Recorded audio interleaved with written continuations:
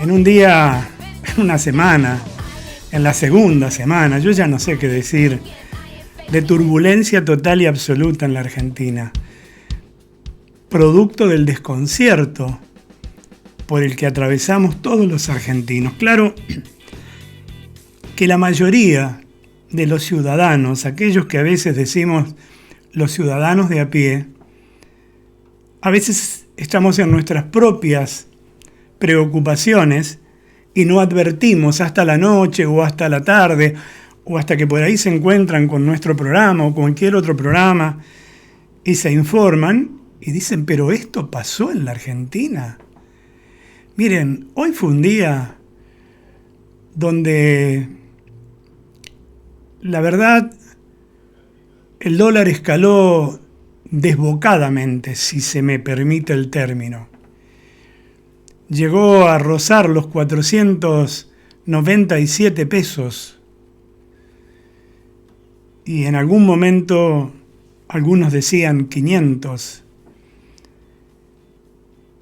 Y no es verdad que no mueve el amperímetro. Sí es verdad que es un mercado pequeño, pero de todas maneras es un mercado de referencia. Es el mercado al que recurrimos todos, sobre todo aquellos que no tienen información de primera mano, que son la mayoría. Hablemos de las pymes, por ejemplo, no de las grandes industrias, que quizás sí tienen informantes, economistas, equipos económicos. Hablemos de los comercios, de barrio, y hablemos de vos y de mí. Cuando vamos a algún lugar y te dicen, mirá, hoy, por ejemplo, sucedió, no te puedo vender porque no sé qué precio tiene. Algunos productos tienen que ver con algún componente de importación y ahí precisamente es la duda. Pero hay otros que no. Hay otros componentes que no tienen nada que ver. Y también por las dudas sufren el incremento de precios. Y lo único que escuchamos hoy día, bueno, ayer, ¿no? Yo se los comenté, no quise pacificar un poco la cosa, quise pedir en mi editorial armonía, diálogo, que tiremos todos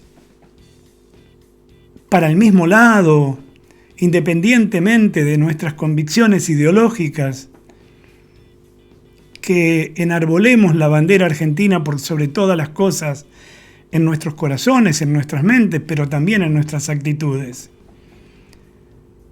Pero no te dan tregua, porque mientras eso sucedía, mientras el dólar escalaba y la gente estaba desesperada en el día de ayer, el presidente estaba en una entrevista, riéndose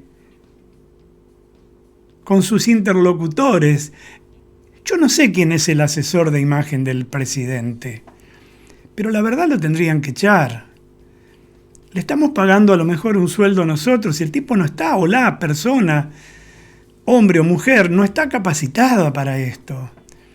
El presidente en una especie de cocina, con licuadoras, con un par de maracas al lado, riéndose con sus entrevistadores,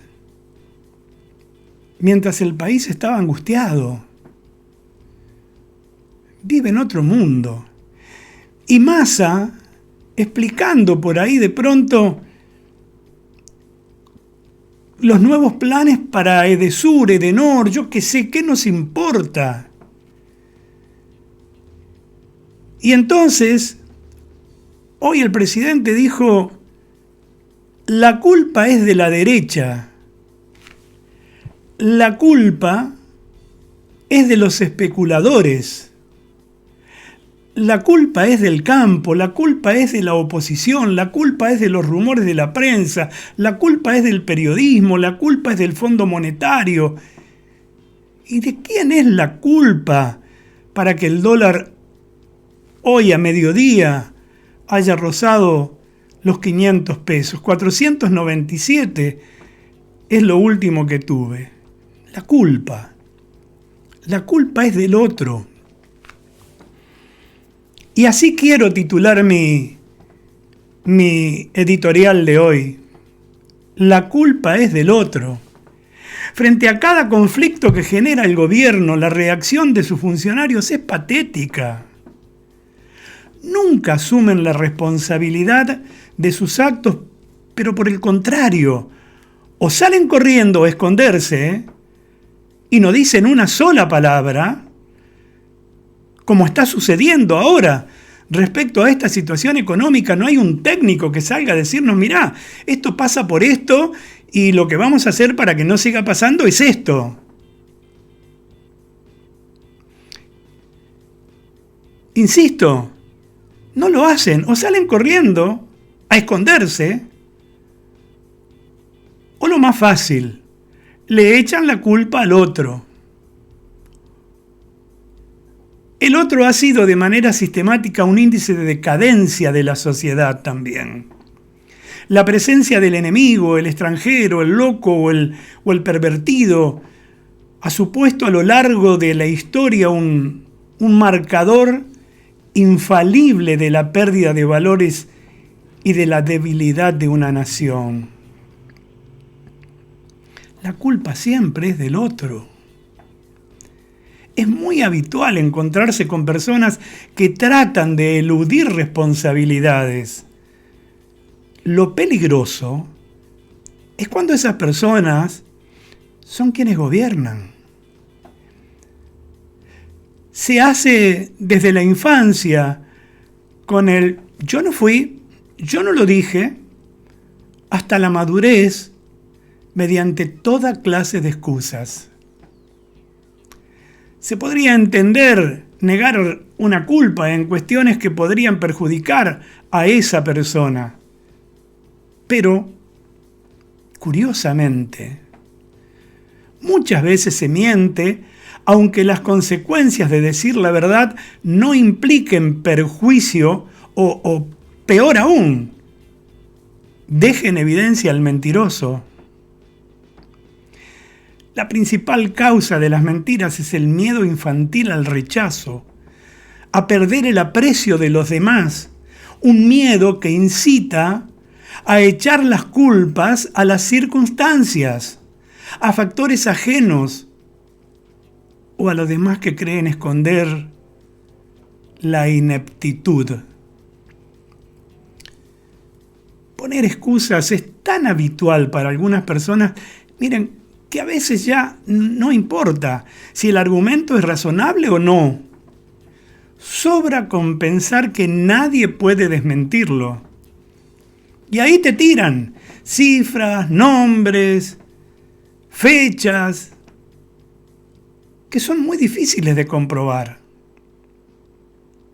Para reforzar la propia identidad por negación de los abyectos, es necesario realizar un exorcismo y situar el mal en el otro, lo que explica por qué históricamente la sodomía siempre la ha practicado el otro, el foráneo,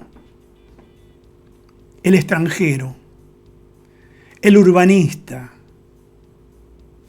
qué sé yo, el aldeano, el indígena, el colonizador, no importa, el otro. Cuando no directamente el enemigo, según a quien se preguntase, el fascista o el comunista, el capitalista o el proletario, el hereje o el religioso, no importa, el otro. La culpa es del otro.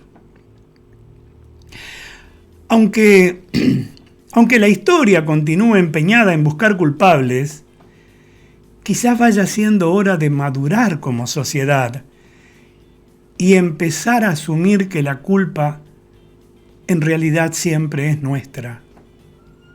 Actualmente el papel de los medios de comunicación es clave precisamente en esta cuestión.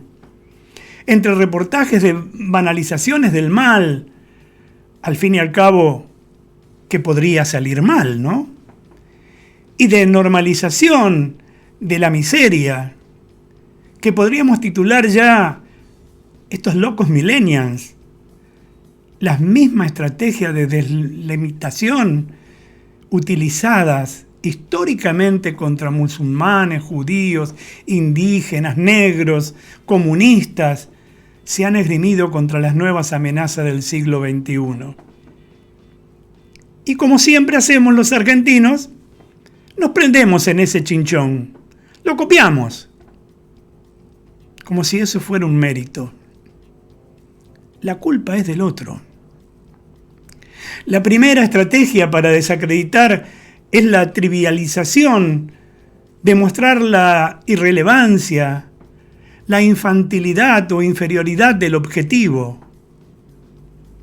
En la práctica, esta estrategia se ha traducido sobre todo en la exotización y frivolización, esto es, mostrar al individuo o colectivo, como se le dice ahora, como extravagante, como singular, como llamativo, como rico, como excéntrico. La segunda estrategia, normalmente consecutiva a la anterior, que no obstante no cae en desuso, es la demonización, presentar al otro como un salvaje, un peligro para la sociedad, agitar sábanas para que veamos fantasmas y decirnos, en vez de contarnos cómo resolver los propios problemas, decirnos que el otro será el culpable de todos los males. Lo fue en el pasado y lo será en el futuro. Yo creo que es un trastorno victimista. Y tenemos a alguien que recurre a esa victimización muy a menudo y que es clave en la conducción del país y sobre todo en este gobierno.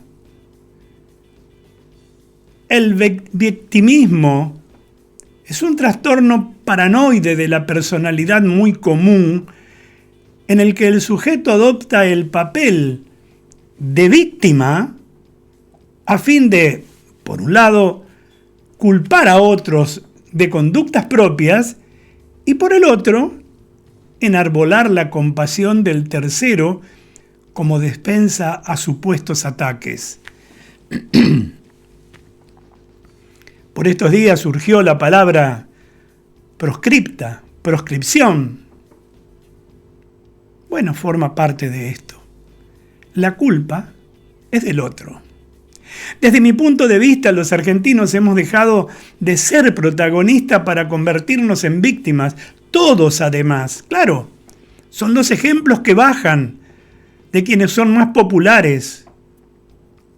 De otra forma, no se explica cómo un país con tanta riqueza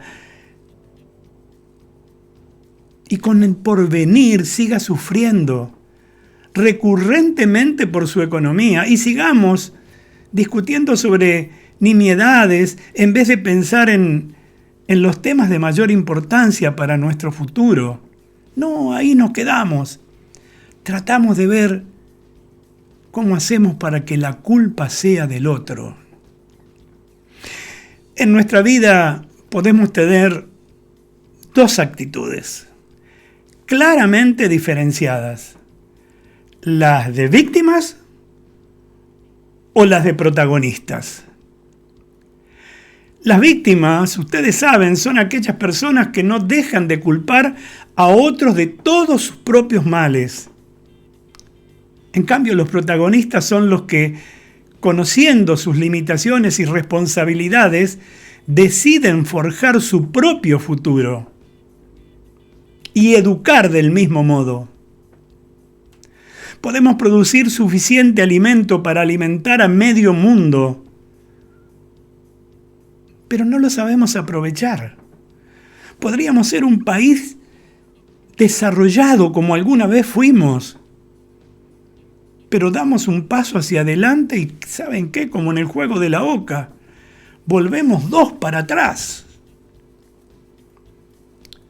Echarle la culpa al otro, al otro, de todo lo que nos ocurre.